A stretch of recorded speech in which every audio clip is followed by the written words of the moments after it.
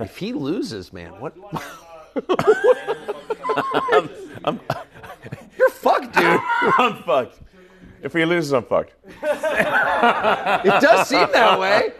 You can't just be like, Yeah, I'm like, how long do you think my prison sentence is going to be? Do you think? Will I see my children? I don't know. Because it's not like you can say, well, yeah, I maxed out to him, but, I get... I have no plausible deniability. No, and I've been trashing Kamala nonstop. Oh, I know! Well, the Kamala puppet, I call her, The machine that the Kamala puppet represents. Yeah, she's irrelevant. I mean, she's not even... No, I made a joke, which I realized I deleted, which is like nobody's even bothering to try to kill Kamala because it's pointless. What do you achieve? Nothing. No, it's totally just find right. another puppet. Exactly. That's... It's no point in killing... It's deep and true, though. Nobody's trying to kill Joe Biden. It would be pointless. You.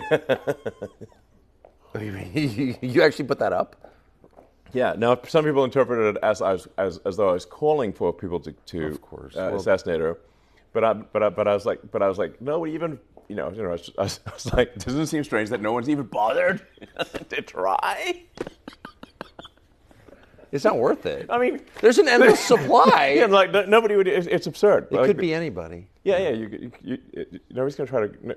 Nobody tries to assassinate a puppet. Of course not. A marionette. Yeah, marionette. It's just like, It's hilarious. Yeah. What? She's safe. Like, I like to try to kill Trump twice with actual guns and bullets. Oh yeah. Shot in the ear right in fucking Butler where I was, and he doesn't seem rattled. It's weird. Does he to you? It doesn't seem what? Rattled. He has the constitution of an ox, it seems. So it's not like working out and eating healthy. And he's... Okay, we got to tape this. Yeah, we're good. Oh, good. Yeah. So he's not like, let me eat another salad. That's not... No. Or work out, fastidiously. That's... I feel like how he doesn't work out, and he eats, cheeseburgers and Diet Coke and stuff. And because I think it just inherently has a strong constitution. So when you were just with him, he didn't seem like a man who'd been the subject of 2 assassination attempts. No, he seemed of sound mind and body and strong backbone. Did you? That's what I said in the thing. Which, yeah. The remarks I made there were impromptu. There was no teleprompter or anything. I was speaking extemporaneously. Are you the only rich guy who doesn't have like a media consultant? No, I don't. Media consultant. Yeah, no, I've noticed. Obviously. Yeah. I just thought about what I want to say, and I just spoke off the cuff. No teleprompter, nothing. Good for you. Yeah. I can talk. Just look like now. I'm just talking. Look at me. Wow, amazing. Can you believe it? I can talk without a teleprompter. That's crazy. But if he loses, it's going to be hard for you to pretend you never supported him. All in. All in. In the deep end. Yeah, no, you are definitely in the deep end. You cannot touch bottom. No, I'm like rolling around. I'm like a pig in mud. I'm like, it's all in, baby. Is it fun? Yeah, it's pretty fun. How hard? There may be some, in the hopefully unlikely event that he loses, there may be some vengeance on me. Were you kidding? It's possible. It's possible? You've got to be one of the biggest government contractors. We do essential work for the government. Yes. Yeah, but it's not like, we do useful, essential work. Right. That we compete for and win contracts on because our product is much better and costs less.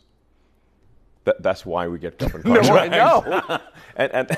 and if you take, for example, the NASA contract to transport astronauts to and from the space station, NASA awarded 2 contracts at the start, one to Boeing and one to SpaceX. Boeing was awarded twice as much as SpaceX. SpaceX has done all the astronaut transport from the space station, and and Boeing has only done one transport of 2 astronauts to the space station, and we had to bring them back. Boeing got twice as much as SpaceX. There's this total misunderstanding that my companies have been subsidized and supported by the government and get all these, and it's like, do you really think that a Biden administration is going to subsidize me? Probably not. Are you kidding? No. In fact, they take away every contract they possibly can. So, for example, there was the FCC contract to $42 billion for providing rural broadband. Yes. Okay. We actually first said, look, we think there shouldn't be any subsidies, so we recommend that this program just not exist. But since you're insisting that it exists, we will compete, and we have better products. So we won, I don't know, about a quarter of it, which would have included the devastated areas like North Carolina and stuff. And the FCC took it away illegally. They just voted. 3 out of 5 commissioners voted away and said, even though you want it, we're rescinding it. On what grounds? And do you know how many people they've connected? How many? 0. So you think that was political? Well, the 3 Democrats voted against it, right. And the 2 Republicans voted for it. So you tried to get Starlink. Yes. Into North Carolina, into Western North Carolina, the areas devastated by the hurricane. We have got it is in there, and it is the primary means of communication in the devastated areas. You had conflict with Buttigieg over this. Well, I raised I said, look, we had delivered. We've been delivering Starlink terminals there for a while, and obviously some people already had them since they're just, private individuals had Starlink there already. We delivered really thousands of terminals, and got all the way up to the areas where they wouldn't let us go any further, and then we're like, okay, we're going to send helicopters in, and find people who are stranded and give them Starlink terminals, which I think is a nice thing to do. Yeah. Okay. They wouldn't let us land because there was an FAA notice to M and NOTAM that said in order to land, you have to know who you're going to meet with to land. Now, the problem is we're trying to deliver internet communications. People don't have internet communications. We don't know who they are, but then they can't reach us because they don't have communications. Do you see the catch-22 here? Yes, I do. Insane.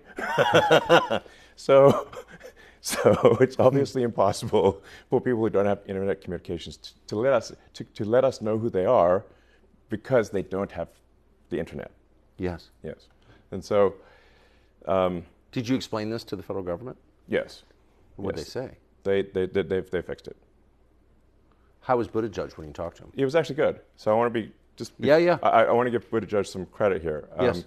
First, when I complained about it, he reacted in a very level-headed way, and he reached out to me and he called me.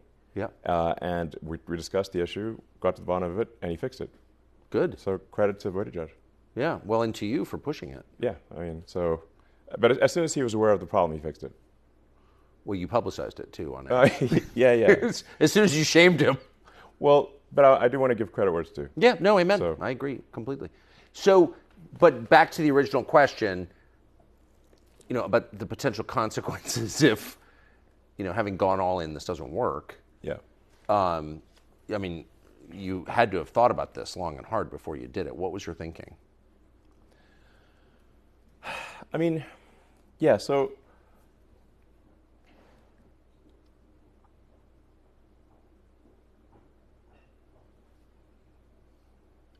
my view is that if Trump doesn't win this election, it's the last election we're going to have.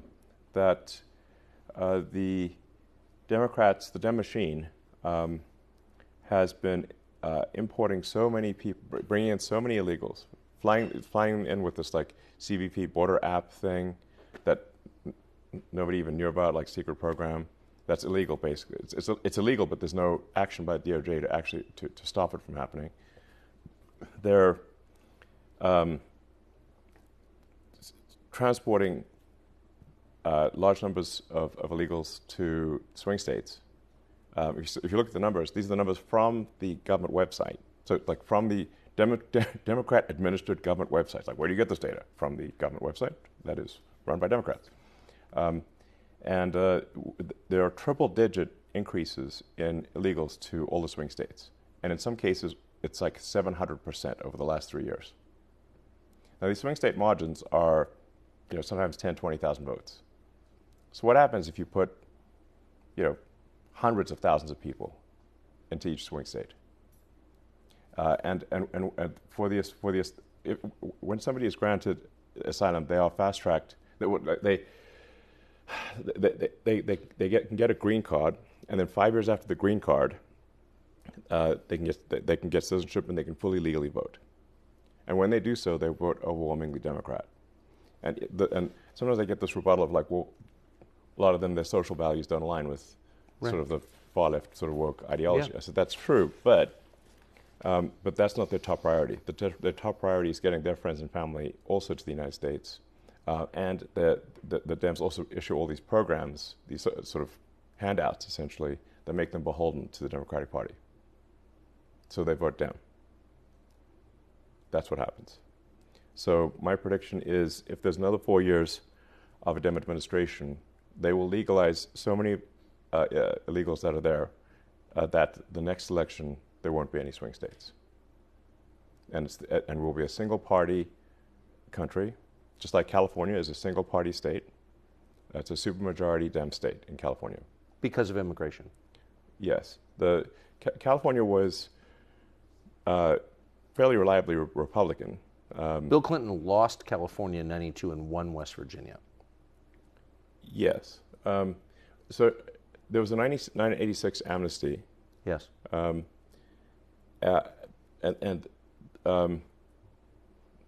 Thereafter, California trended very strongly Dem, and is at this point, I think, 65-70% Dem, something like that. It's supermajority Dem. The California legislature is more than 2/3 Democrat. Has it improved the state?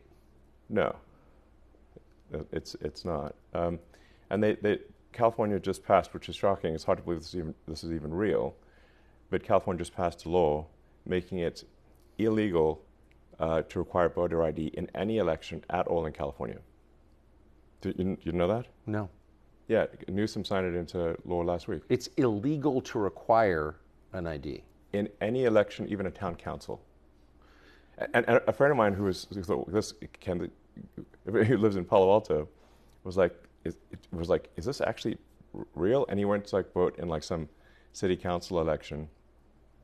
He tried to show them his ID, and they said, we're not even allowed to look at your ID. Have they extended the same... Actually what's going on right now.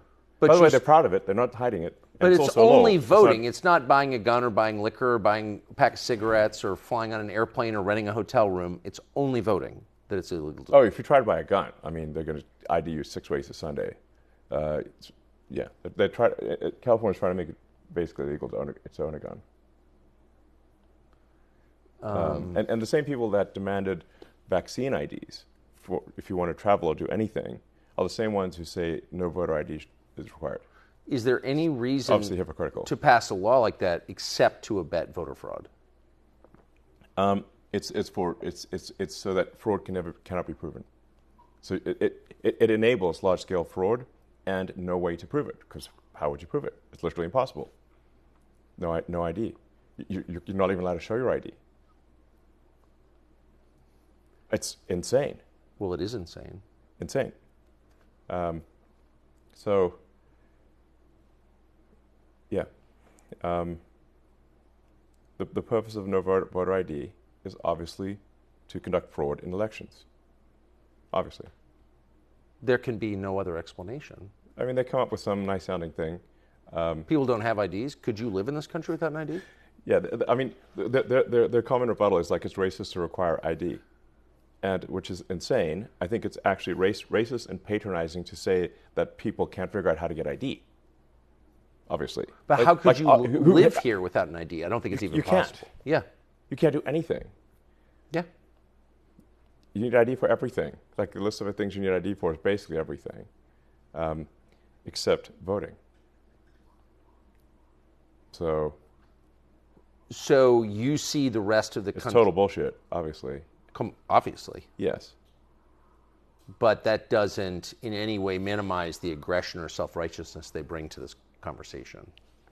Yes. You're a racist if you want that. Right. Whereas, in fact, obviously, someone is racist if they say that people of a particular race cannot get ID. That's patronizing and racist. That's absurd. Yes. Yeah. You know, it's like when the governor of New York said people in the, ghetto don't know how to use computers or something like that. I mean, like, super out of touch. Yeah, for sure. Yeah. So it's like, hello. So there's a really clear template. Maybe she doesn't know how to use computers, but they do, obviously. I don't think Hochul could use a computer. Yeah, I don't think She's not qualified intellectually. Yeah, no, probably not. But not everyone in New York is as dumb as Kathy Hochul. I think that's true. Yeah. So you see the other 49 states becoming California if the machine wins. Well, you don't need all 49 to go that way. You just need enough to have the election, have there not be swing states. I mean, there are only 6 swing states. Yep. So there are only 6 states out of 50 right now that are in contention. So if those 6 states that are in contention by narrow margins are no longer in contention, then the only contest will be for who wins the Democratic primary. That's how it is in California. That's how it is in New York. There's no party versus party situation. The only contest is who wins the Democratic primary. And as we've seen with the appointment of Kamala, who no one voted for, even in the Democratic primary. Yes.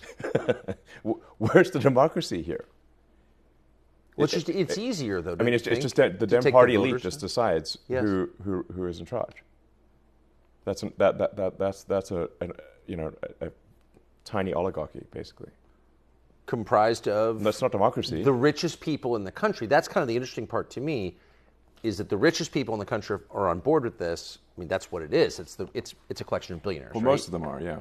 But you're not. Not me, and not everyone is. I think there's, but it is a shocking number of so-called billionaires are in the Dem camp, more than are in the Republican camp. Oh, for sure. Which is wild. So in fact, the astonishing thing in the swing states is that they're even a contest, given that the Dems have far more money than the Republicans. So the Kamala campaign dramatically outspends the Trump campaign in the swing states.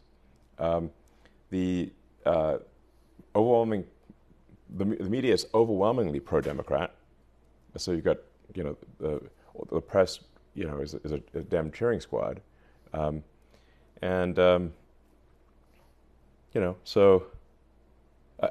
you've got also almost all the Hollywood and entertainment, the celebrities also, endorsing Kamala and being pro-Dem. So you got the celebrities, they got the money, they got basically everything on the side of the Dems. The Republicans are the underdog here. Trump's the underdog in swing states, and still it's a contentious. It's still a 50-50 after all that. What does that tell you? It tells me that if people actually knew what was going on, they weren't being fed nonstop propaganda, it would be a landslide in favor of Republicans. Yeah.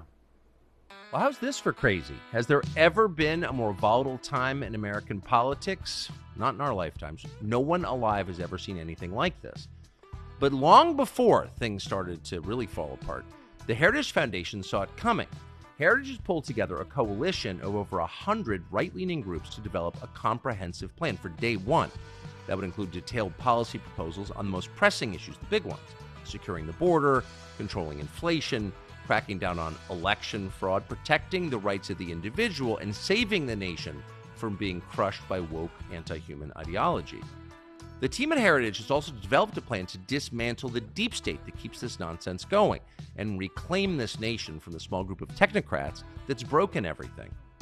Heritage is also running a training and vetting program to identify effective conservatives to serve in the next presidential administration.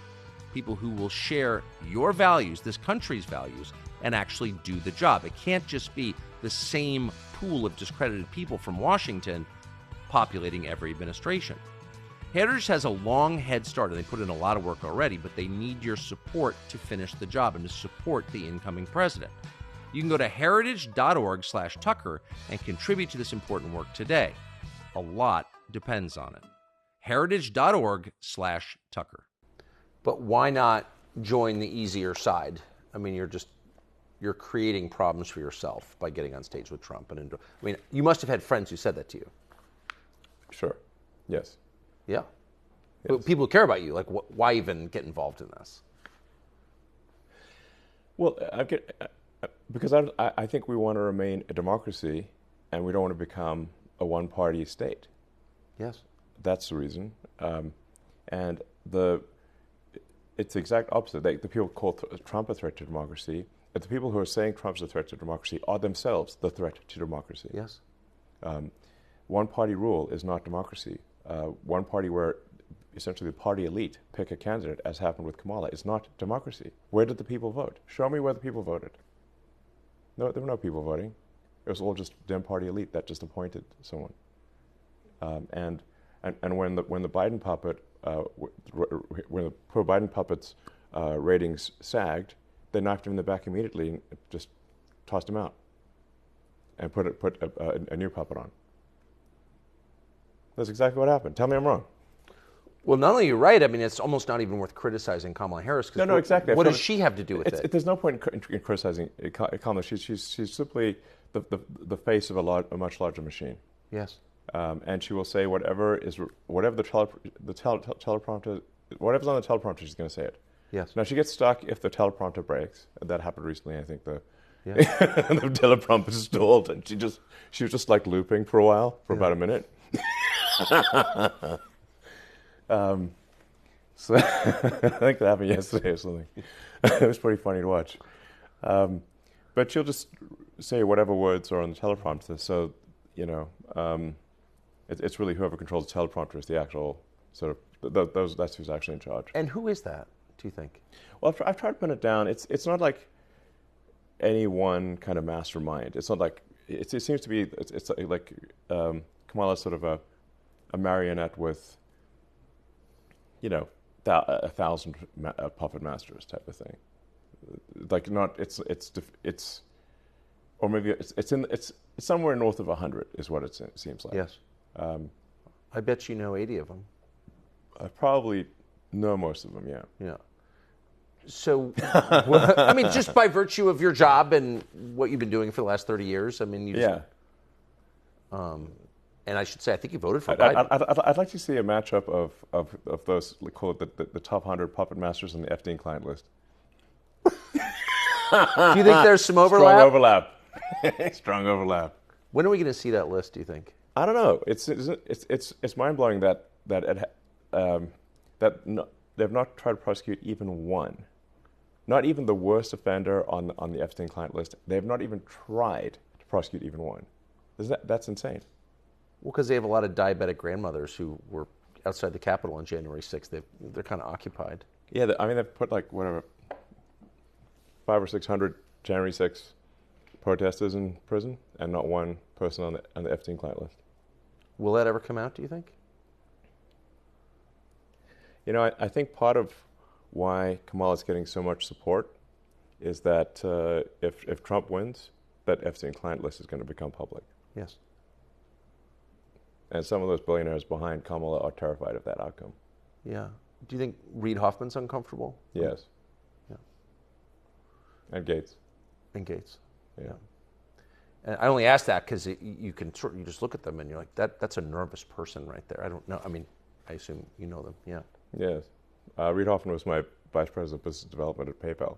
Yeah. 24 years ago. Does he seem nervous to you? Yeah, I mean, he's terrified of a Trump victory. Because of the disclosure that would follow? I think he's certainly ideologically not aligned with Trump anyway, but I think he is concerned about the the Epstein situation. Like something might actually, the DOJ might actually move forward. There are a lot of videos, apparently. Those rooms on the island, and I think out in New Mexico, were wired for video. Right. And where's the video? I mean, between Diddy and Epstein, it's good. There's probably several thousand hours of footage here. Yeah. Yeah.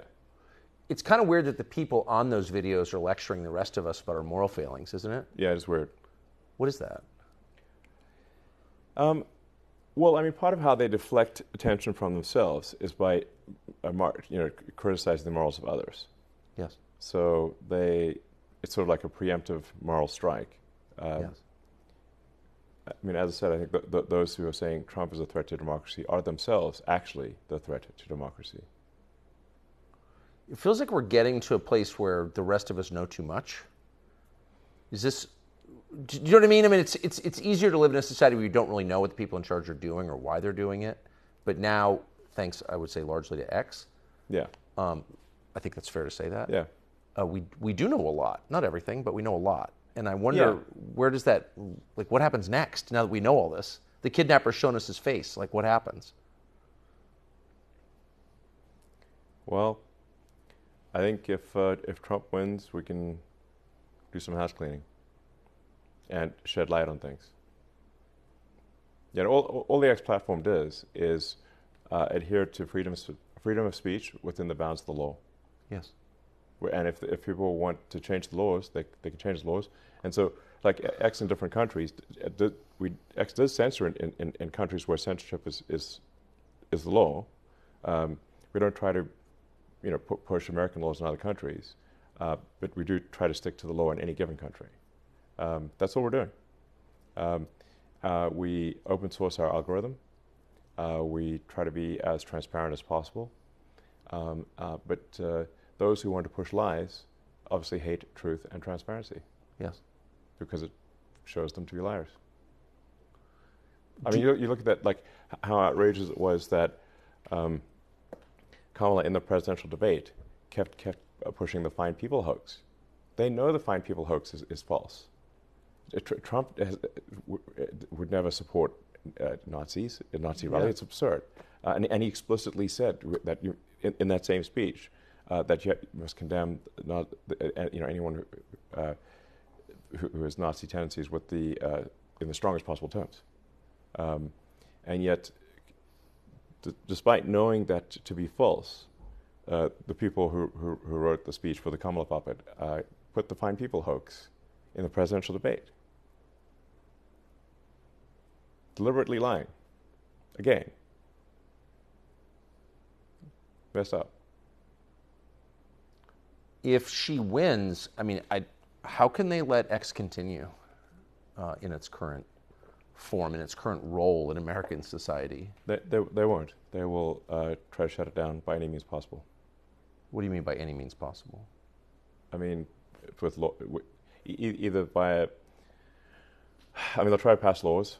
They'll try to prosecute the company, prosecute me. The amount of lawfare that we're seeing taking place is outrageous. There are many examples, but like the Department of Justice, for example, launched a huge lawsuit against SpaceX for failing to hire asylum seekers. Come on. Yeah, asylum seekers? Not asylum, those who've been granted asylum seekers. Now there's also a law called International Traffic and Arms Regulations that because SpaceX develops advanced missile technology that can be used in nuclear ICBMs, that we have to be very careful with who we hire. We can only hire someone if they're a permanent resident or a citizen. That's what the ITAR law says. Then there's another law that says that you cannot discriminate against asylum seekers. So we're damned if you do, damned if you don't. The DOJ did a massive lawsuit against SpaceX for failing to hire asylum seekers, even though it is illegal for us to hire asylum seekers under ITAR law. This is an actual thing that's going on, and they can only do a fairly small number of lawsuits every year. So why did they pick this one? because you own Lawfare. X. Yeah, Yeah. lawfare. Yeah, Yeah. lawfare. I mean, Well, it's like that famous quote from Beria, yeah. Stalin's like chief torturer and head of the secret police. Beria said, "Show me the man, and I'll show you the crime." Exactly. I mean, we have so many laws that it is actually impossible to, impossible to do business, impossible to operate without being violating some law, because you have laws like the ones I just gave you, where both things are illegal. Yes, they contradict one another. They contradict one another. So it's illegal to discriminate against asylum seekers in jobs, but it's also illegal for us to hire asylum seekers. But it So they discredits just chose one. They chose the one law and ignored the other one. And the Department of Justice at federal level prosecutors face X for that. What do you think? It's mad. Well, it also discredits the idea of law, which some of us Yes. want to take seriously. Absolutely. This affects both the perception of American justice and the reality of it. Yes. So, no, I'm actually a big fan of the American justice system, and I think, on balance, we've got still have an excellent judicial system. We still have judges that care about the letter and intent of the law. I mean, not just the letter, but also the intent of the law. Yes. But something that people should be concerned about is that there's an increasing movement to place activists as judges. This is, if you look at who did the Biden administration confirm as federal judges, and who've been confirmed at the state level in sort of far-left states, increasingly it is not judges who care about justice, or they don't care about following the law. They care about social justice, not justice. Right. What they call social justice. Activists as judges. Now you got a real problem. Do you think if that continues, we will not have a real justice system. Or a real country? Yes. I mean, yeah. But again, your purchase of X has been, I think it's fair to say, even if I hated it, I would say this because it's true, it's been pivotal in American politics. Yeah. And in American society. Do you think they could shut you down if the Democrats continue to hold power? They'll unequivocally try. Yeah. Yeah. And if they get a majority in the Senate and House and the presidency, then they can simply pass a law and delete Section 230. So simply make us liable for what anyone says on a platform with like at this point almost 600 million monthly active users. Yeah. Which is impossible. That's like trying to regulate speech in city of like a country. Yeah. So a big country. Yeah, you'd just be instantly bankrupt. But I bet they wouldn't withdraw legal immunity from the vaccine makers at the same time, would they? No. That's unlikely. As long as we're withdrawing legal liability protection. Yeah. Yeah, I mean the whole vaccine debate is a long one. I'm not anti-vaccine in general. I think we want to exercise caution with use of vaccines, but in the absence of vaccines, there would be a lot more, I think, people that have died. Like we want the smallpox vaccine. That was a good one. It seems a good one. Yeah. Yeah. Smallpox will kill you. Killed a lot of people. It killed a lot of people. It used to be a lot of people would die of smallpox, and a lot of people would get polio. For sure. Yeah. We had a president who had polio. Oh, yeah. There's still people, you meet people today in their 80s who were limping from childhood polio. Right. It's good that we don't have that, and vaccines, played a major role in that. So that doesn't mean that vaccines should not have any scrutiny. Of course they should. We should be making sure that the quality control on vaccines is incredibly good, since if we're giving them to children and whatnot. And we shouldn't force people to take vaccines. That itself is a controversial statement, that we shouldn't force people. We shouldn't force people to take vaccines now. Yeah. So just to re-ask, I believe in freedom. yeah, I've noticed. America's supposed to be the land of liberty. Yeah. Freedom and opportunity. So that we try to, as much as possible, maximize people's individual liberty, and that we try to be a country where you succeed based on your talent and hard work. Yes. Those are two fundamental values. That's what's made America great. And if we lose those, our decline will be swift. What do you, if you had to bet, I mean, does freedom reassert itself in America or not?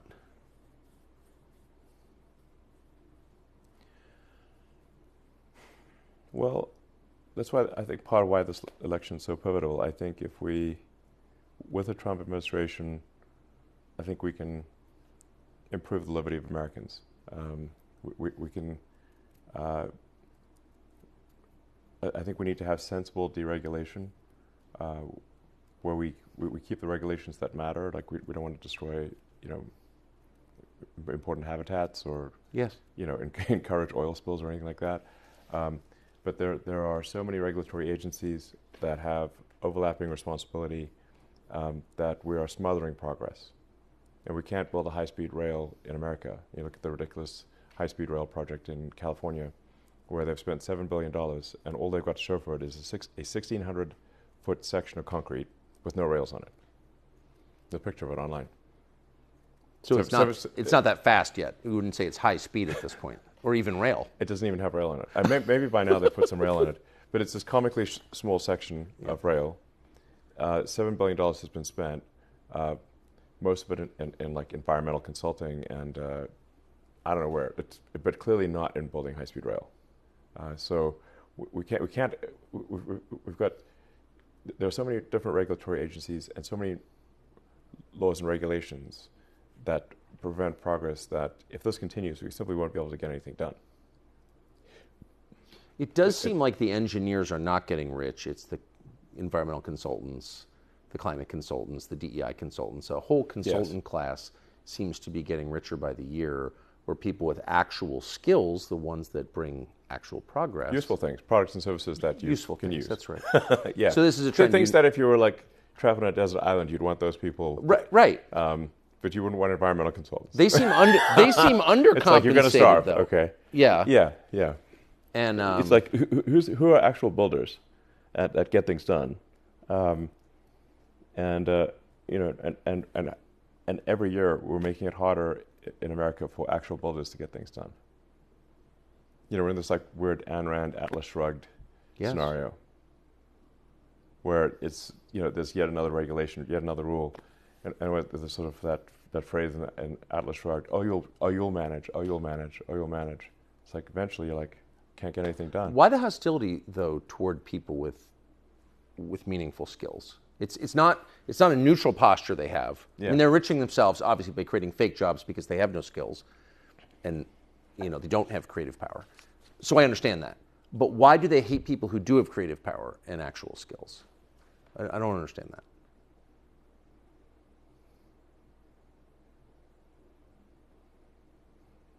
I'm not sure I understand it either, because it's difficult for me to put myself in a mindset. Because I'm someone who believes in construction. I build things. That's what I do. Yeah. I build cars. I build rockets. I build satellite internet. I've spent thousands of hours, tens of thousands of hours in factories, building up factories. I can't really put myself in the mind of say someone who would want to do crime, because I don't want to do crime. Yeah. I don't want to hurt. There's some people who enjoy hurting other people. I don't enjoy hurting other people. So I have a hard time imagining why would somebody do that. Yes. In an extreme case, you can't put yourself in the mind of, like, say, a Jeffrey Dahmer, where you're like a cannibalistic serial killer, because you're not a cannibalistic serial killer. Right. You're like, I don't get it. You know? It's not a fetish you can relate to. It's not. You know, I do think this is, that in the sort of well-meaning sort of liberal mindset. I know I have many good friends who have, they have deep empathy for their fellow human beings. Good. And they care. But the challenge that they have is that they've often grown up in a very sheltered existence, where everyone around them is nice and civilized, and they just really don't encounter people who are have uncontrolled violent tendencies, or like hurting people. You know, they've just always grown up in a sort of kumbaya, everyone is nice, hippie commune situation. Minneapolis pre-riots. Yeah. Yeah, I mean, if you but there's a small number of people. It's like a few percent of society that either can have anger management issues that are so severe that they lose their temper and hurt or murder others. And there's a small, it's like I said, it's not a large number that enjoy hurting other people. And if you do not incarcerate them, they will do that. They will hurt other people. And what I see is what I call shallow empathy. Like, people have empathy for the criminals, but not empathy for the victims of the criminals. Yes. And so if you simply have, and I believe one should have deep empathy to say, like, what is the greater good for society? Is it better to incarcerate violent criminals and prevent them from hurting people, or to let them loose and allow those people to be hurt? And I think the latter is much worse. You know, my mom lives in New York, and it's my mom at this point has gone from being Democrat to Republican, and her friends in New York are having the same experience, because you know what'll turn you from a Democrat to a Republican pretty fast is getting punched in the face while you walk down the street. Yes. Which For is, no reason. Yes, and then no action being taken against those who hurt you. And that happened to your mom? Not to my mother, but to 3 of her friends this year.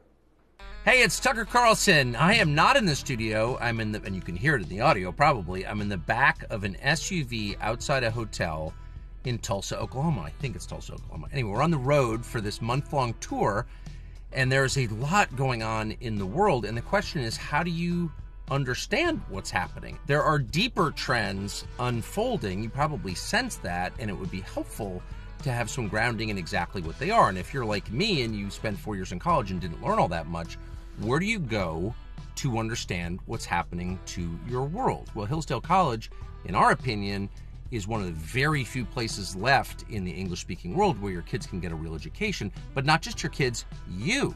They have free online classes, completely free. You can get them anywhere, including in the back seat of an SUV outside a hotel in Tulsa, Oklahoma. And you'll know that when you go there. Go to tuckerforhillsdale.com, and they have an amazing new course called Marxism, Socialism, and Communism. Hillsdale is offering it. It doesn't cost you a dime, and you can pull it up right on your phone if you want. Go to tuckerforhillsdale.com, and the class, Marxism, Socialism, and Communism, and you'll have a much better understanding of what you're watching every day. Why would someone punch them in the face? I don't know. But I'm not a face puncher. Right, no. You know? But if you walk around the streets of San Francisco and many downtowns, so they go to downtown Philadelphia right now, you know, they call the people homeless, but the homeless is the wrong term. Violent drug zombie. Yeah. Okay. It's like, you know, you look at them, you say, like, homeless is a misnomer. It implies that someone got a little behind on their mortgage, and if you just offer them a job, they'd be back on their feet. Yeah. No, but if you go and look at downtown Philly or San Francisco or parts of New York, and actually most downtowns, what you actually have are violent drug zombies. So they're like shuffling down the street with dead eyes, you know, and with like needles, you know, and human feces on the streets. I mean, you've been to downtown SF, right? Have you seen this? Oh yeah, I was born there. Yeah. Yeah. like one of the most beautiful cities in the world. Oh, yes, the greatest. And now you have to step over the drug needles and the feces and the bodies. Like one couple I met, the final straw for leaving San Francisco was they came home one night and there was a dead body in front of their garage. They couldn't get their car in, couldn't park their car. Because of the corpse. And yeah, there's no street parking. They're like, because there's a corpse in front of the garage, and they don't want to move the corpse, because like, well, you're like, maybe they need to like figure out why the guy died or something, That's the space. That's liberal compassion, though. They're in a bit of a quandary because they got no place to park a car, and they feel that they shouldn't really move the dead body. So they called 911 and said, "There's a dead body outside our house," and they said, "Well." The 911 in San Francisco says, "Well, are you in danger right now?" It's like, "Well, no, he's dead." He's pretty sure he's dead. And they're like, "Okay, we'll send someone tomorrow to pick up the body." Like, what do you mean tomorrow? so they're like going in and out of their house while there's a dead body outside right in front of their house. And like it took them like 24 hours or something like that to eventually pick up the body. And they're like, "The hell with this, we're leaving." And did they? Yes. By the way, there's a million anecdotes like that. Oh, I know, but I just don't think this is not rare. It's it's ubiquitous, and so then you wonder, like, how can people still tell themselves they're compassionate if This they're is what I'm allowing saying that? is that people really just need to think I believe in being compassionate about Of course. I believe that we should care about our fellow human beings. I think this is a good thing. Of course, we should not be selfish and not care about others. We should care about others, but we should just care about others, all things considered. Like I said, care not merely just about the criminals. It's just one layer deep. You should also care about the criminals' victims. Yes. Yes. Well, especially the criminals' victims. Yes. Innocent people who get attacked and killed. So, I mean, I got so many anecdotes. I mean, about a year ago, there were three Twitter employees who were just leaving the building and walking down Market Street in San Francisco. Market Street used to be a beautiful, wonderful street. Of course. Obviously, it's called Market Street because that's where the market was. Right. Now it's boarded up shop windows and stuff, and they were chased by a guy with an axe. Who wanted? They outran him, and they reported, "Hey, there's a guy with an axe who tried to kill us with an axe." The police did nothing, and that guy with an axe subsequently murdered two people. With an axe? With the axe. Because eventually he's going to find somebody he can outrun. And he did. So what I'm saying is, if you don't stop axe murderers while they're attempting to axe murder, eventually they will succeed in axe murdering people. If this goes on, I mean, that's such an obvious observation. It seems obvious. Yes, I think it is. Yeah. That if you're in any way abetting axe murder, then you're against civilization. That's the way it looks to me. I mean, yeah. I don't see, I'm trying to understand motive here. I can't relate like you. But you're against the whole project if you're allowing that, I guess is what I'm saying. Yeah, I think we should, a controversial position, but I think we should arrest axe murderers when they first attempt to axe murder, not after they've succeeded in doing so. And I think we should assign at least some of the blame for the axe murders to the people who allowed this guy to wander around with an axe on Market Street trying to kill people. Yes. Yeah. Well, there's this whole movement to decriminalize crime. Oh, I've noticed, yes. What is that? Madness. Yeah. Like to make crime legal. Like in California, you can just steal things and nobody does anything. It's like fully legal to steal anything under $1,000 in California. That's why they now have to like lock up goods behind these glass and plastic walls. So you go into the supermarket and you can't even get toothpaste. And this has actually been particularly difficult on small mom and pop operations because they don't have the resources of a large corporation. So it's put a lot of small businesses out of, just killed them. So when you're at dinner parties and you make these points, what do people say? Well, actually, I think I've been able to persuade people that, yeah, we really, we need to reverse course here. I think I have actually been able to persuade a number of people. And I think there actually is now a ballot on a California ballot initiative to recriminalize theft. You know what, guys, there's a reason why we criminalize theft in the first place. And then amazingly, I think Gavin Newsom came out against that proposition.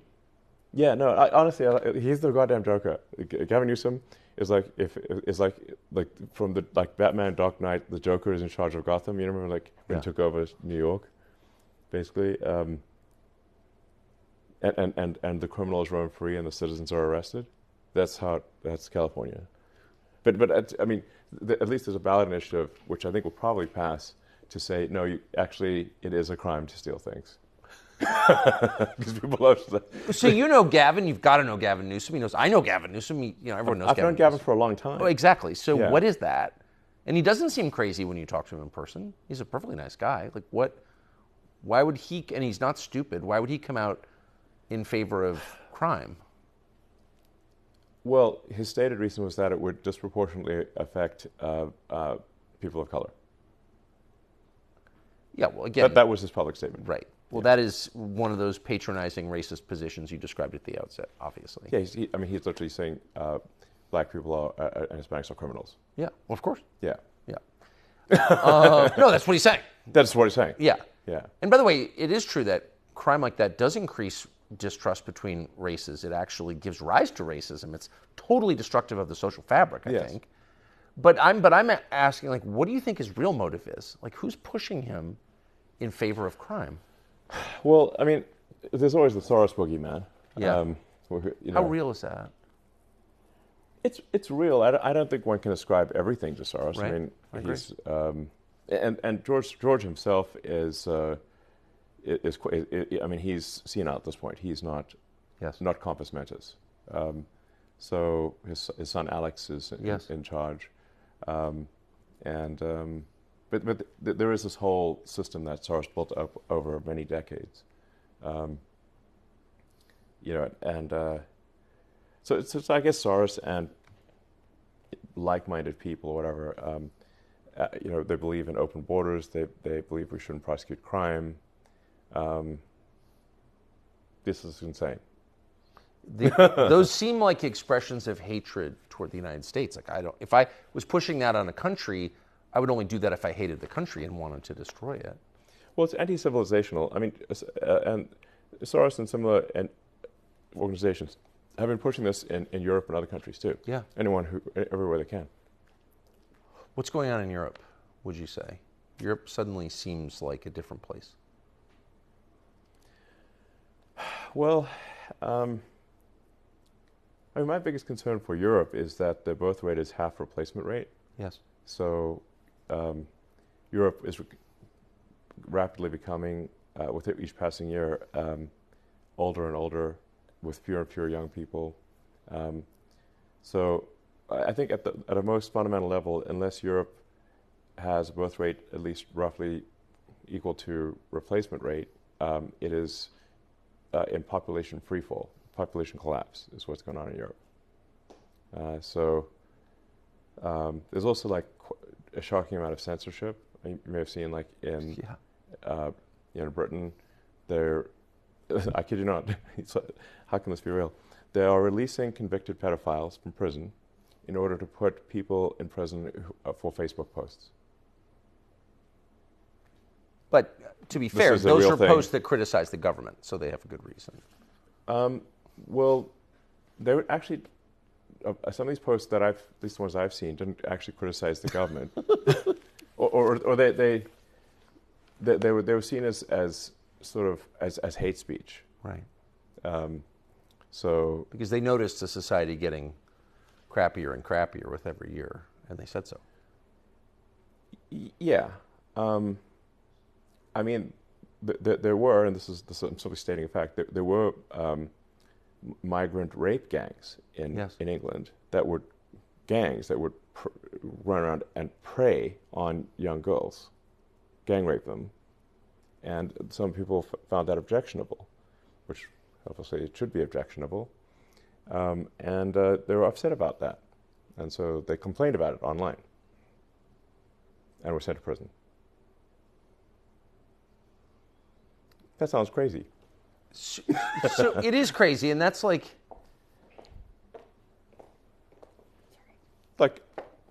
what? Well, it is. So it kind of gets to the. I mean, you're an engineer, so you're. It's so mind-blowing. It is mind-boggling, but it's the same. You use the phrase "mind virus," but it's behaving like a virus. It's infecting people and making it impossible, apparently, for them to make rational decisions. Yeah. What is that virus? You know, someone I think you should interview is Godside. Yeah, I have. Oh, you have? Yes. Oh, I should watch that, actually. He's great. Yeah, smart. Super smart guy. Yeah. And he wrote a great book called The Parasitic Mind. Yes. A very good book. Highly recommend it. Yes. Where he tries to understand how do you get to this parasitic mind situation. And he's writing a book now, which hopefully he'll publish soon, which is about suicidal empathy, where you have so much empathy, you're actually suiciding society, or so much perceived empathy. It's not actually, it's called shallow empathy, not deep empathy. Deep empathy would be you'd want the society to continue. Shallow empathy is you have like empathy that's essentially skin deep, and then you don't, but it's ultimately bad for civilization and results in the destruction of civilization. And Gotside's got a good term for this: suicidal empathy. So he's going to sort of deconstruct what's where does this come from,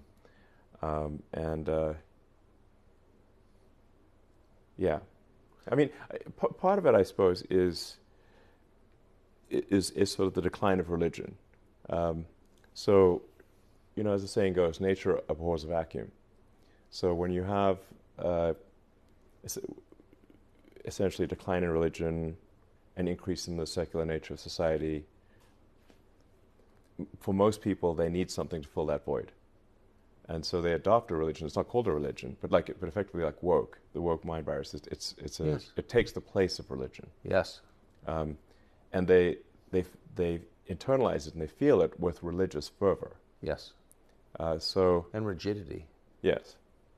Yes. And they essentially conduct like a holy war, effectively.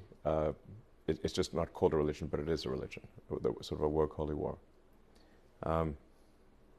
And they're highly resistant to change, as is normal for religions. So now, for myself, I sort of see myself as a sort of engineer, physicist. For me, I'm culturally Christian. I grew up Christian. I mean, I was Anglican, was baptized. I went to Sunday school. Yeah.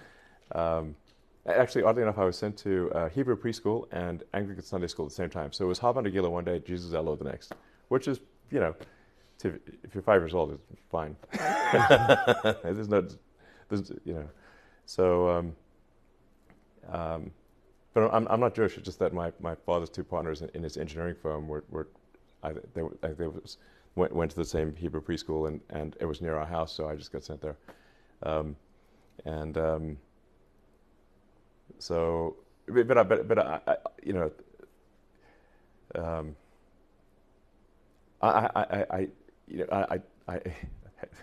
maybe this will make me even more enemies, but I have trouble sort of believing all these stories, these religious stories, but obviously a lot of people do, and I respect people who want to have religious views. I'm not trying to dissuade them from their religious views, but anyway, I'm just saying.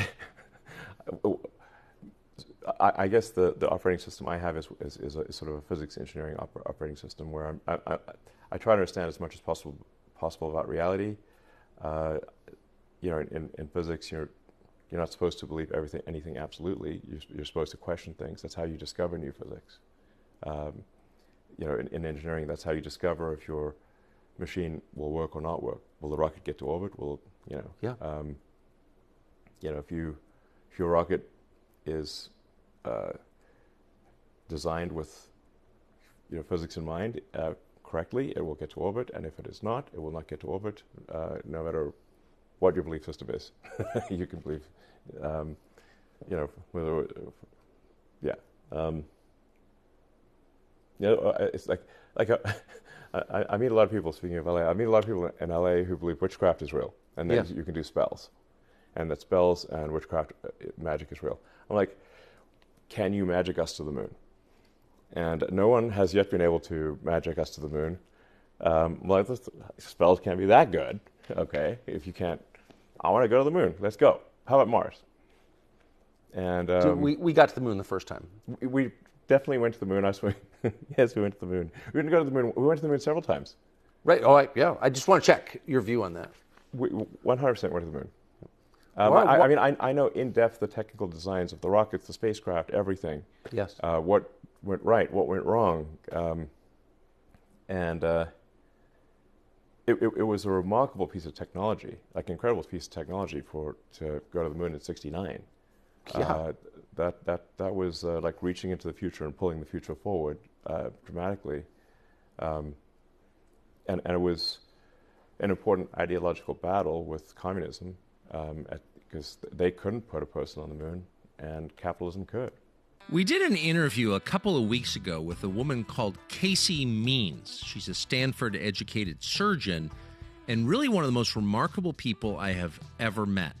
In the interview, she explained how the food that we eat, produced by huge food companies, Big Food, in conjunction with pharma, is destroying our health, making this a weak and sick country. The levels of chronic disease are beyond belief. What Casey Means, who we've not stopped thinking about ever since, is the co-founder of a healthcare technology company called Levels. And we are proud to announce today that we are partnering with Levels. And by proud, I mean sincerely proud. Levels is a really interesting company and a great product. It gives you insight into what's going on inside your body, your metabolic health. It helps you understand how the food that you're eating, the things that you're doing every single day are affecting your body in real time. You put stuff in your mouth, speaking for myself anyway, and you don't think about it. You have no idea what you're putting in your mouth, and you have no idea what it's doing to your body. But over time, you feel weak and tired and spacey, and over an even longer period of time, you can get really sick. So it's worth knowing what the food you eat is doing to you. The Levels app works with something called a continuous glucose monitor, a CGM. You can get one as part of the plan, or you can bring your own. It doesn't matter. But the bottom line is big tech, big pharma, and big food combine together to form an incredibly malevolent force, pumping you full of garbage, unhealthy food with artificial sugars, and hurting you and hurting the entire country. So with Levels, you'll be able to see immediately what all of this is doing to you. You get access to real-time personalized data, and that's a critical step to changing your behavior. Those of us who like Oreos can tell you firsthand. This isn't talking to your doctor at an annual physical, looking backwards about things you did in the past. This is up to the second information on how your body is responding to different foods and activities, the things that give you stress, your sleep, et cetera, et cetera. It's easy to use. It gives you powerful, personalized health data, and then you can make much better choices about how you feel. And over time, it'll have a huge effect. Right now, you can get an additional 2 free months when you go to levels.link/Tucker. That's levels.link/Tucker. This is the beginning of what we hope will be a long and happy partnership with Levels and Dr. Casey Means. Do you believe there's a power higher than people? Yeah, I mean, I think there's a lot we don't know. We don't know, why does reality exist? Where did it come from? Where are the aliens? What questions should we ask that we don't even know to ask? So, when you say what are the aliens, what do you mean? Where are the aliens? Oh. Like, why don't we see them? A lot of people think we see aliens, but I've not seen any evidence of aliens. We've got 6,000 satellites in orbit, and not once have we had to maneuver around an alien spacecraft. Right. But on this Earth, the U.S. military has had to do a lot of maneuvering around objects they can't explain. Well, unidentified flying objects is one thing, but there's always a bunch of classified programs that are underway of new aircraft and new missiles and things. So that are classified even within the military. So it's only if you have the top secret compartmented clearance, would you know about this new program? So then some pilot sees something moving fast and says, "Hey, I saw a UFO." I'm like, "Yeah, that was actually a new weapons program, but we can't tell you that." If you can guarantee that the split second I see any evidence of aliens, I will immediately post that on the X platform, and it'll probably be our #1 post of all time. That'll be your biggest day, yes, for sure. But to the question of a power beyond people, beyond our consciousness, a creator, where are you on that? Well, we must have come from somewhere.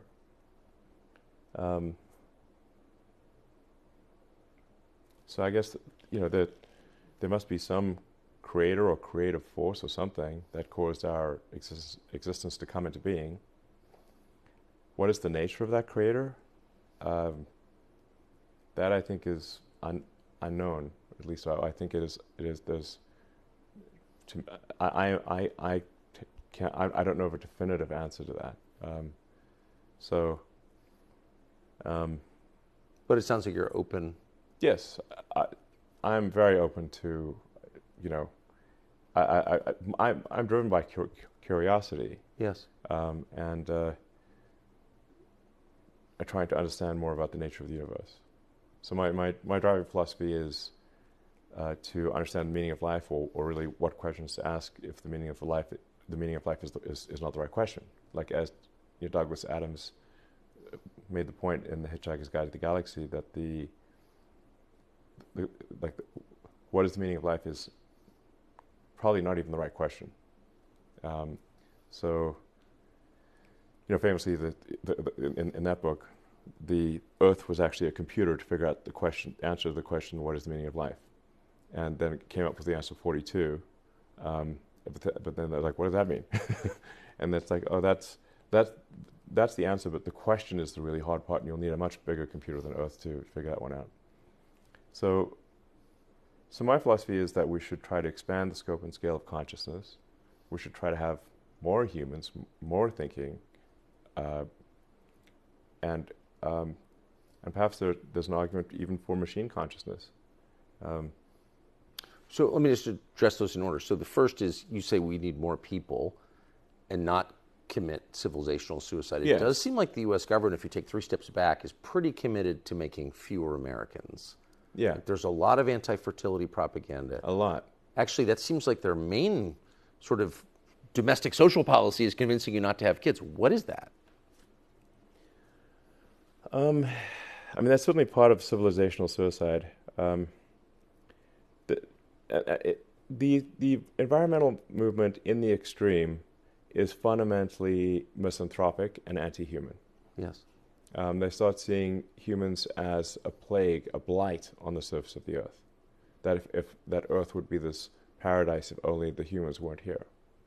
And some people actually say this explicitly. There's the Extinctionist Society that is literally this guy who's the head of the Extinctionist Society was on the front page of the New York Times, quoted as saying, there are 8 billion people in the world, it would be better if there were none.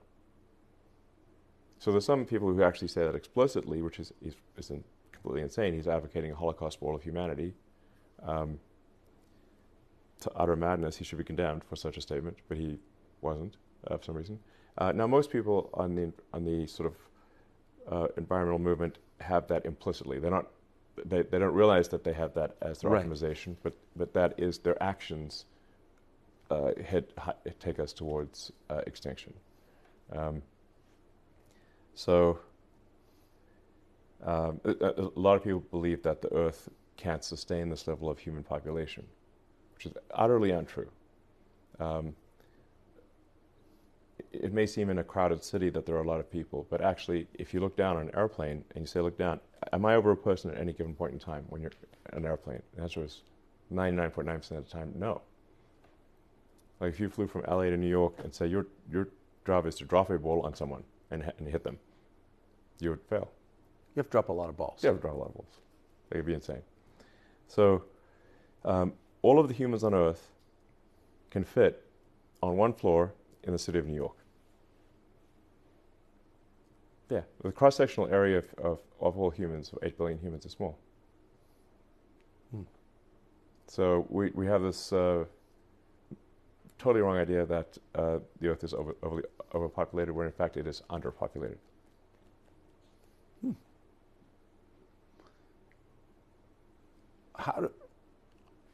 I mean, have you ever heard a politician say anything like that? Are there, how many there's maybe a few pro-human politicians out there?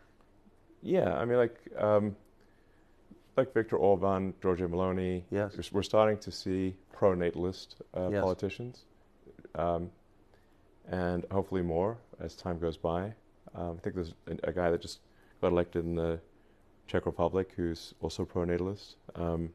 Now, these have to translate into actual actions that change the birth rate, or it doesn't matter. So far, I've not seen any country make a meaningful dent in the birth rate. What would you do if you were in charge of natalist policy? First of all, I'd change the education system so that people understand that stop being taught that we're overpopulated. This is completely false. A lot of it comes from this insane misanthropic book that Paul Ehrlich wrote, The Population Bomb. Like 60 years ago. Yeah, I hope he burns in hell, that guy. Seriously. He's a terrible human being. Total, absolute misanthrope. And say, just look, the Earth can absolutely sustain this population. We could double or triple the population. There's a professor I was talking to at Oxford, his math says we could 10x the population without destroying the Amazon rainforest or anything terrible. So I think we should expand the human population and increase the scope and scale of consciousness so we can better understand the nature of this universe, this wonderful universe, and all the amazing things that exist. And so that's one of the things we need to stop teaching people false propaganda that the Earth is overpopulated. I think we need to, especially with the education of women and men, we need to stop scaring women that having a kid destroys your life. This is false. We terrify girls into saying that if you get pregnant, your life's over. And this is what schools teach. Now, I agree we should not have teenage pregnancies. Yeah. But actually having a child is one of the most delightful, happiness-inducing things you could possibly do. Of course. Of course. There's also with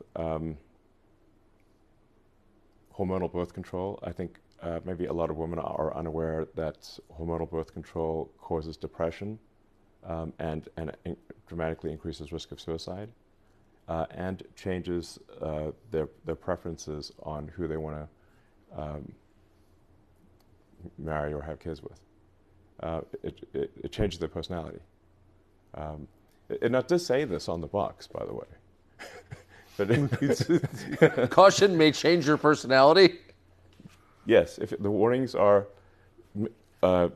has significant risk of depression, significant increase in suicide, and will make you want to go out with people that you don't actually like. That's actually true, by the way. I know. I'm not saying that people shouldn't use birth control. I think we shouldn't use. I think hormonal birth control is making a lot of women sad and depressed. Yes. And they don't realize it, and they don't realize that's the cause. and that, there are other forms of contraception that could be used, and that they should just read the label on the box is what I'm saying. That was what you just said. Read the warning label. That was like the most taboo thing you could ever say for most of my life, was to offer any criticism at all of hormonal birth control. Look, all I'm saying is read the warning label. Yeah, Okay. fair. But why the pressure not to read the warning label, and just why are we giving it to 12-year-olds to regulate their acne? Right. I think we should give it to 12-year-olds. We should, like, kids, they don't know what's going on, so it's like, now, like, there are, I think there are other forms of birth control that I think have fewer negative effects than hormonal, but we should just be aware that this is not a riskless thing, and it does cause severe mood changes. It does dramatically increase risk of suicide and depression. So just FYI, just make sure that there's full disclosure here, and that you want all those just read things the warning label is all I'm saying. Just read, and consider maybe other options for birth control.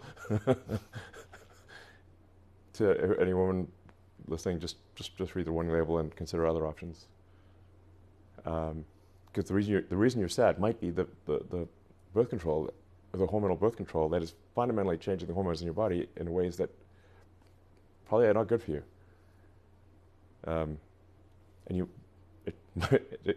I know women where they stopped taking birth control and their depression immediately disappeared.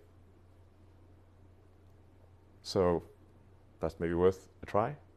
But then you if you're miss feeling an sad, opportunity. Maybe it's the birth control. Then you don't get to go on SSRIs. Yeah. And I think the SSRIs are the devil. What? You don't think? I so vehemently agree with you. Okay. But I guess once you endorse Trump, you can just say it all now, right? No, I think selective serotonin reuptake inhibitors are zombify people, and change their personality and make them not who they are. Terrible. They're so common. Yes. I think we should revisit whether this is actually good. I disagree with you. The SSRIs are, like, I'm not saying that no one should ever be subscribed SSRIs, but giving them out like candy is crazy. You look at sort of antidepressant prescriptions in the United States versus other countries, and we're like way above everyone else. Oh, yeah. I have seen many, many times in my life in the news business, after a mass shooting, like school, for example, Yeah. someone will say, well, what meds was the shooter on? Yeah, exactly. And immediately be shouted down as a crazy person, as a Bobby Kennedy level wacko. Yes. Who should himself be institutionalized for even raising the question. I was wondering, why wouldn't we want to know what meds a mass shooter we absolutely was want to know what meds they're on. Now sometimes it's perhaps they were on, because they're like some people do. I don't want to say it's like all one way or all the other. Of course. I mean, there are people that have fundamental chemical imbalances in their brain, and if they don't take medication to control, for example, paranoid schizophrenia, Yes. they will have paranoid schizophrenia. For sure. And I know many cases where people stop taking their, meds, and lost their mind. Oh, yeah. And then try to kill people and stuff like that. Yeah. So or themselves. Well, the guy with the axe on Market Street probably should be on meds. That guy we should try it. Yeah. It may, does he want to axe murder more or less on a given med? So there are psychiatric medications that where the good outweighs the bad. Yes. I'm not saying that doesn't exist, but we overprescribe psychiatric medication in the United States, obviously, far in excess of any other country. Like way more than Canada or Britain or Japan or anywhere. It's like we're off the charts on psychiatric medication prescriptions in the U.S. Why don't people raise that point more often, I wonder, in public? They should. I'm raising it. Yeah, you are. You said that artificial intelligence, machine intelligence, might be a good thing. Where are we on AI right now, AGI right now, and what are your views?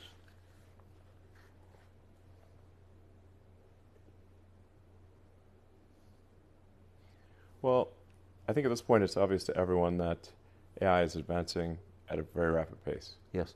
You can see it with the new capabilities that come out every month or every week sometimes.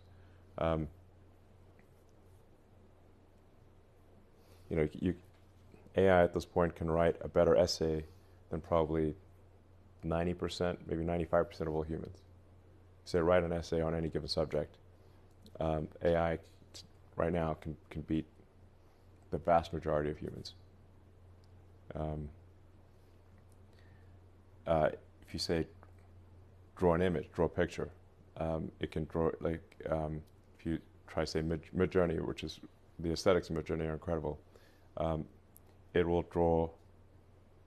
create incredible images that are better than, again, like 90% of artists. It's just objectively the case. And it'll do it immediately, like 30 seconds later. We're also starting to see AI movies. So you start seeing short films with AI, AI music creation,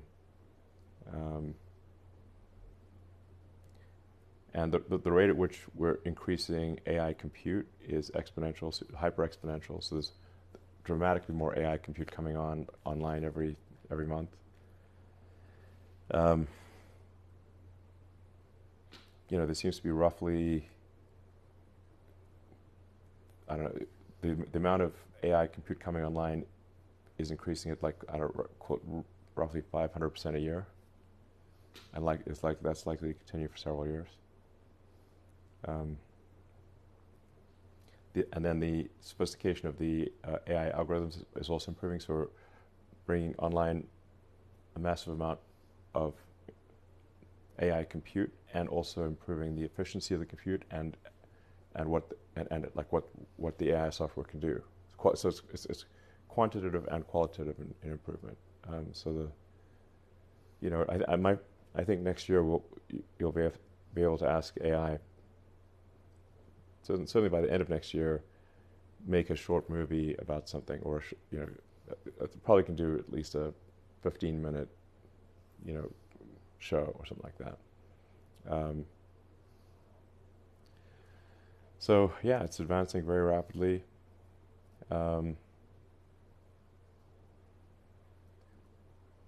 My top concern for AI safety is that we need to have a maximally truth-seeking AI.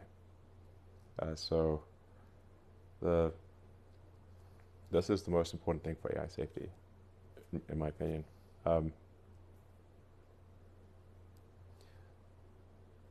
The central lesson that, say, Arthur C. Clarke was trying to convey in 2001: A Space Odyssey was that you shouldn't force AI to lie. So in that book, the AI was told to take the astronauts to the monolith, but they also could not know about the monolith. It resolved that quandary by killing them and taking them to the monolith, or didn't kill all of them, but killed most of them. That's why hell would not open the pod bay doors. Right.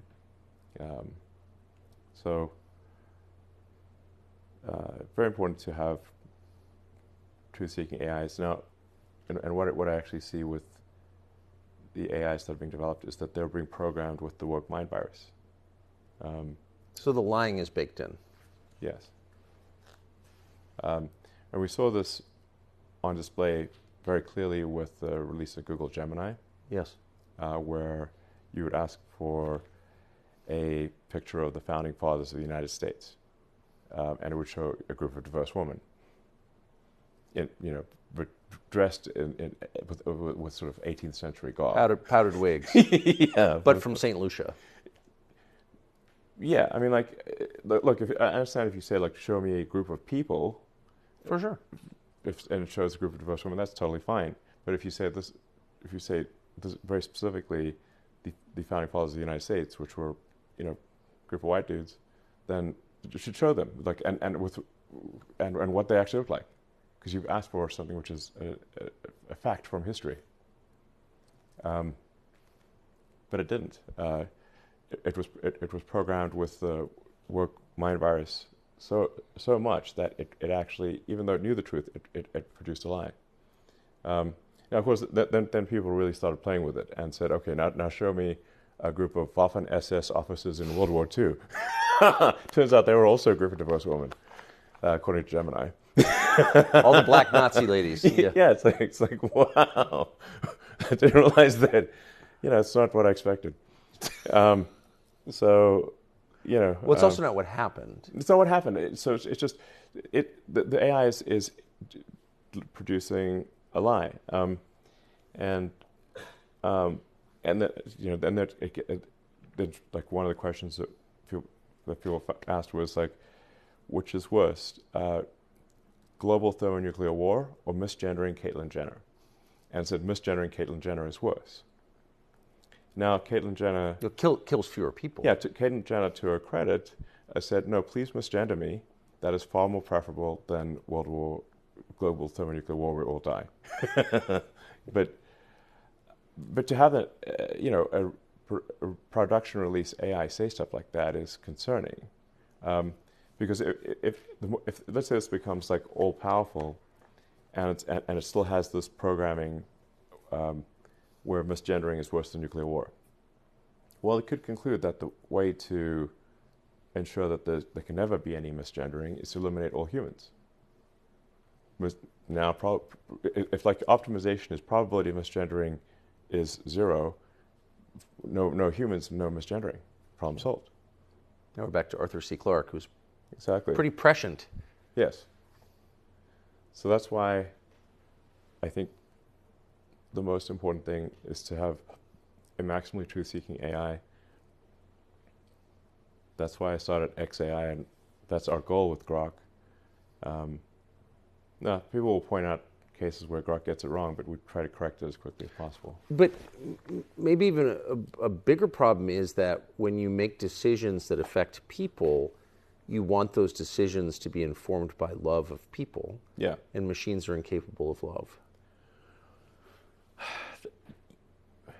Yeah. I mean, they certainly are they're capable of, you can program a machine to be philanthropic rather than misanthropic. Yes. But don't instincts shape decisions, particularly decisions you can't plan for? I mean, if I ask you, a question about one of your children, every answer you give is going to be shaped by your love for that child, and that's why, that's what makes us decent parents in the end, is that instinct, which is love. And if a machine has any power over us without that animating instinct, won't it by definition hurt us?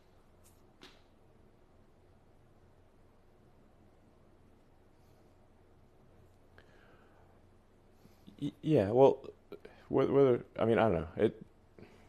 We should certainly aspire to program the AI philanthropically, not misanthropically. Yes. And to have, like I said, we want it to be truthful and curious, and to foster humanity into the future. Yeah, that's what we want, obviously. Is there any way, I guess, to set limits on the decisions that machines can make that affect human lives, and make certain that there's some trigger in the system that inserts a human being into the decision-making process?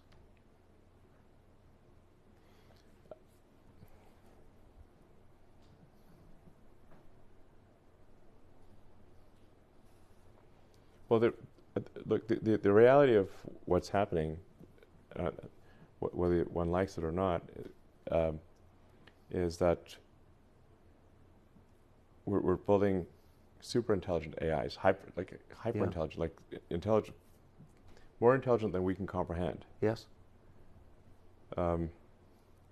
So I would liken this to, like, let's say you have a child that is a super genius child, that it's going to be much smarter than you. Then, well, what can you do? You can instill good values in how you raise that child. So Yes. even though it's going to be far smarter than you, you can make sure it's got good values, philanthropic values, good morals, honest, productive, that kind of thing. Controlling, at the end of the day, I don't think we'll be able to control it. So I think the best we can do is make sure it grows up well. You've been saying that for a long time. Yes, I've been saying it for a long time. Yes.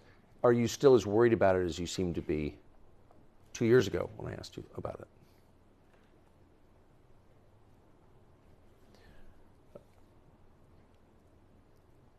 Well, I think that, like, my guess is, like, look, it's 80% likely to be good, maybe 90.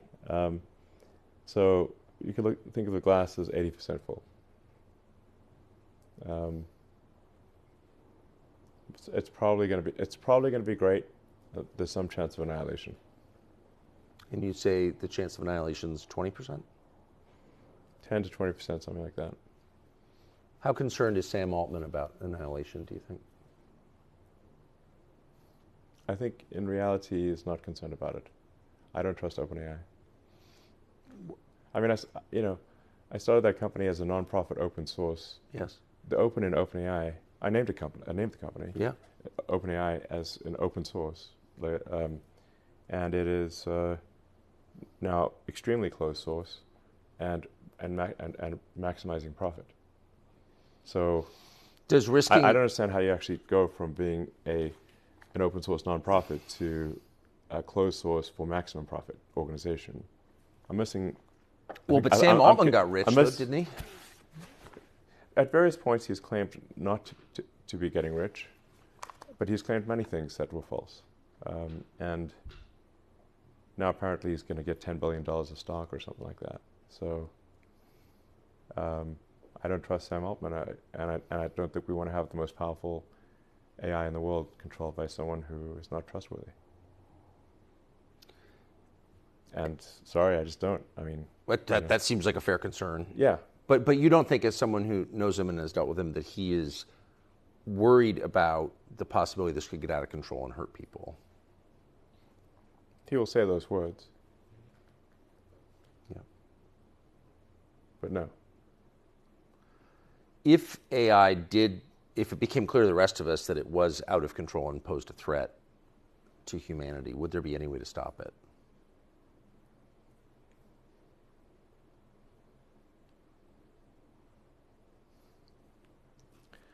I hope so. I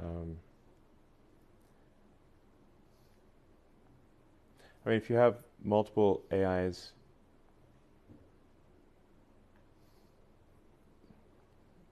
and ones that are, hopefully you have the AIs that are pro-human be stronger than the AIs that are not. Battle of the AIs? Yeah. Yeah.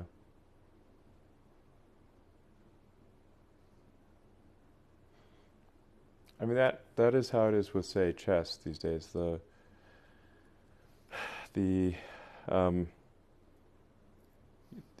Like the AI chess programs also are vastly better than any human,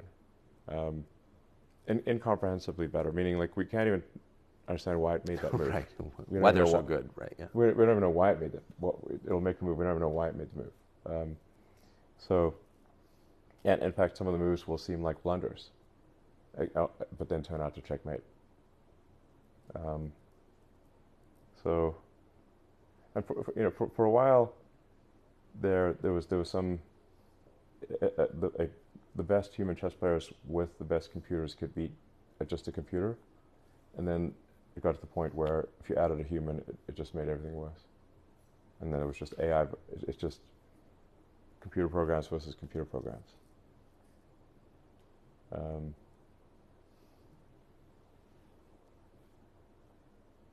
That's where things are headed in general.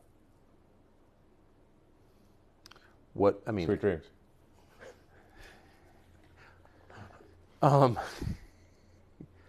At what point? So I don't know. I think we just got to make sure we instill good values in the AI. What's everyone going to do for a living?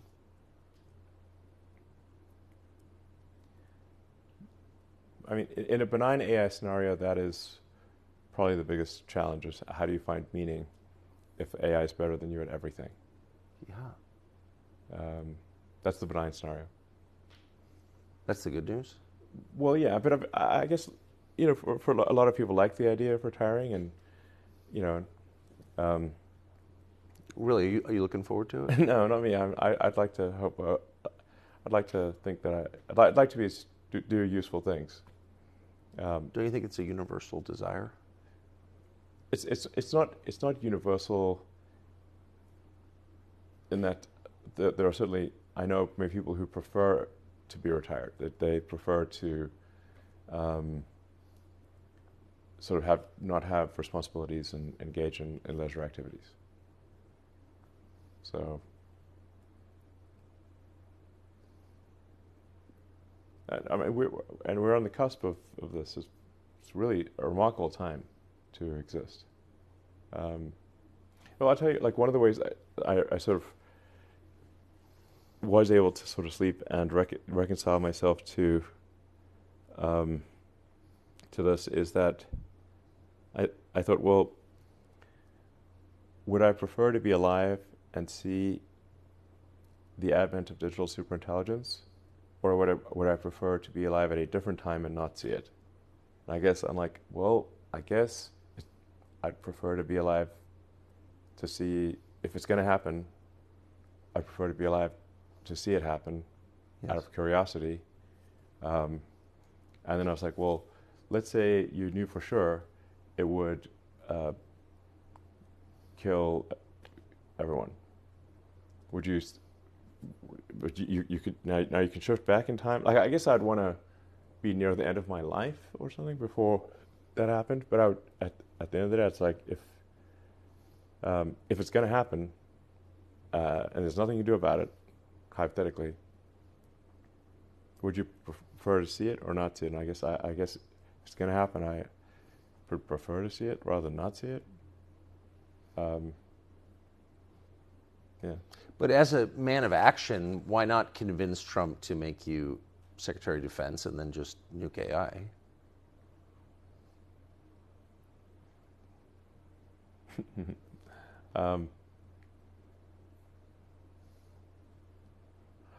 I think I would certainly push for having some kind of regulatory body that at least has insight into what these companies are doing, and can ring the alarm bell, even if we don't have a regulation or rule. So I'm not someone who wants to get rid of all regulatory agencies or anything. I think there's the right number of regulations, right number of regulators, Yeah. and we've gone too far. Just like if you in a football game, if you had too many referees on the field, it would be Of weird. course. Like Yeah. you can't throw the pass because you hit a referee. Yeah, exactly. Then it's too many referees.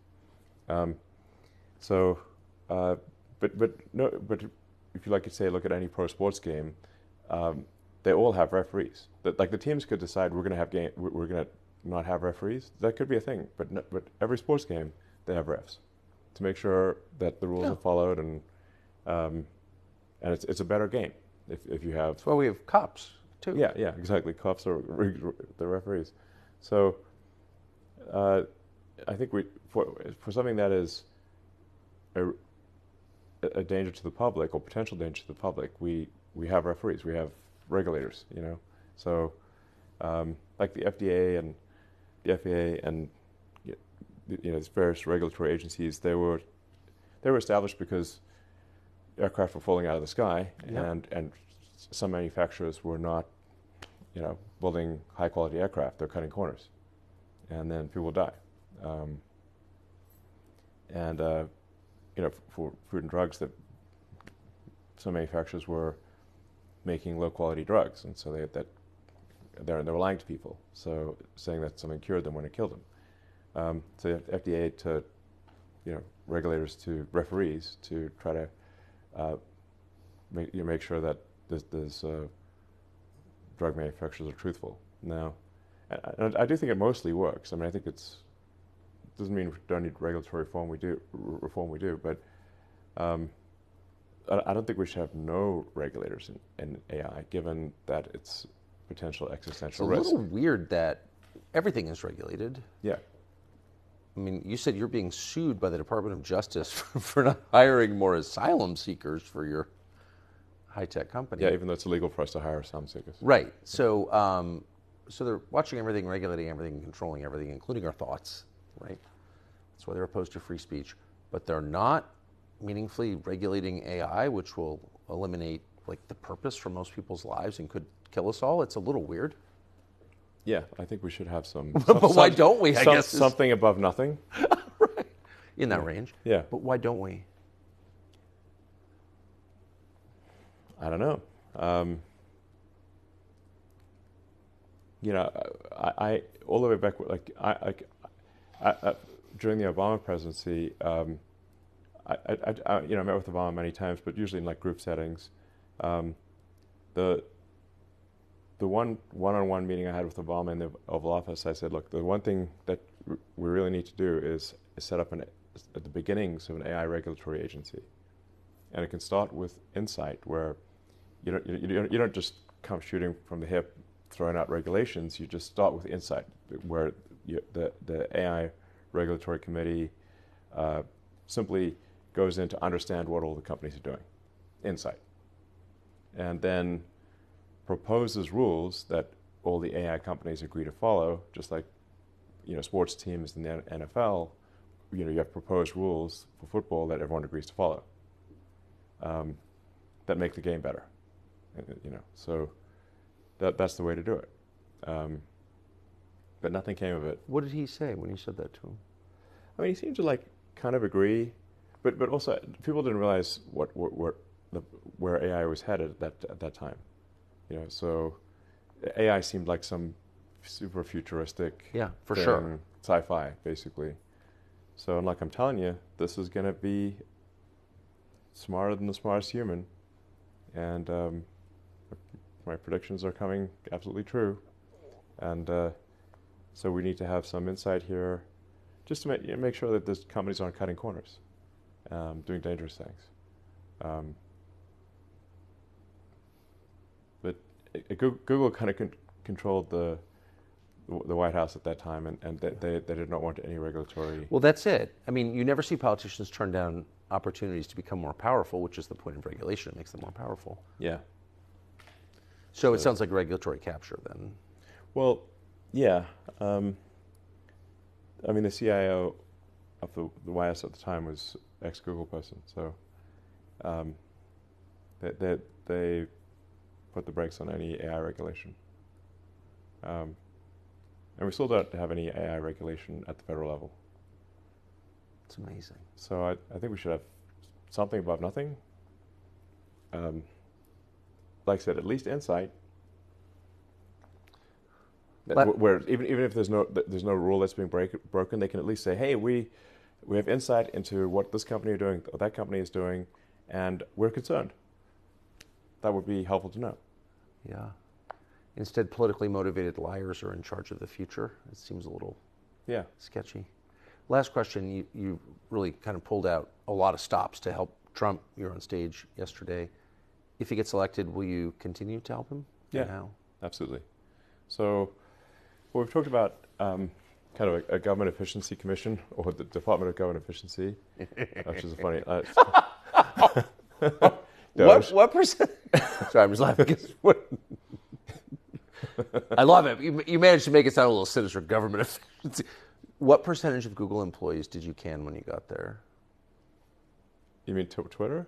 Rather, I beg your pardon. Sorry, you just been talking about Google. Twitter. Yeah.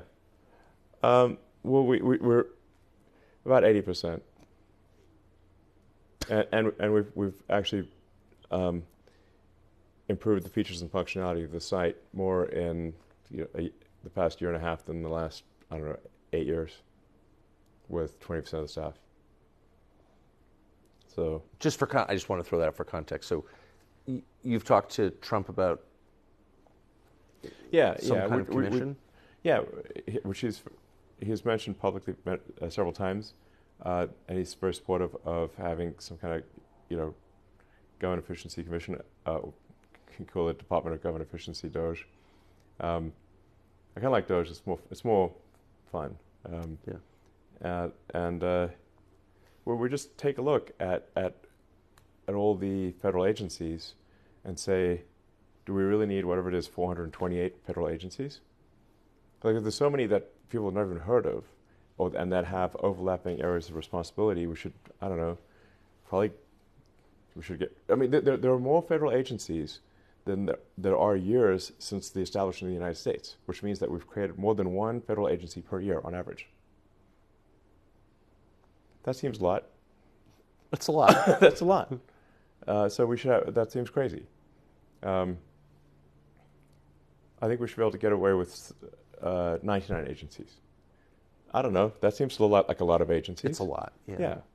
Yeah. 2 per state. That's a lot. Yeah, exactly. We should have fewer agencies, and they certainly shouldn't have overlapping responsibilities. And then we need some kind of, we just need a review of regulations to say which ones are sensible and which ones are not. Because if you've got regulators every year, they're going to add more regulations, just automatic. Like they just output regulations, and there's more laws and regulations every year until basically everything's legal, so we can't get anything done. So we need some kind of garbage collection for regulations that don't make sense. I think I'm saying very obvious things. You are saying obvious things. Yeah. So which will be very unpopular things. Yeah. I'll probably need, if this happens, quite a significant security team. So because someone might literally go postal on me from the post office. But in the meantime, you've got America PAC.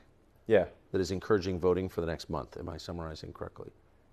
Yeah. I mean, I formed America PAC really to support core values that I believe in, which are, I think, again, very obvious centrist positions, which is like in America, I think we want safe cities, secure borders, sensible spending. Tell me where I'm going far right here. We want to have the right to self-protection. We should respect the Constitution and not try to break the Constitution. It's there for a reason. We should stop lawfare. And I kind of listed these out. These are all listed on the America PAC website. People can go look at the America PAC website. It's theamericapac.org, and see if there's anything I disagree with, or where perhaps we should modify these goals. But I think these are good goals to have. They were certainly part of the and right to free speech. Yes. First Amendment. If we don't have free speech, we don't have democracy, because people cannot make an informed vote. So those are my controversial views. And look, I don't think either party. I don't think the Republicans are perfect. I don't think, obviously, right now I'm more Republican than Democrat, but it's not like I think the Republican Party is perfect or is without issues. But we've got a choice between 2 candidates, and I think on balance it's a no-brainer to vote for Trump. And if we don't vote for Trump, I think we're at serious risk of losing our democracy and becoming a one-party state where there isn't an election anymore. There's only a Democratic primary, like there is in California. Elon Musk, thank you very You're much. welcome.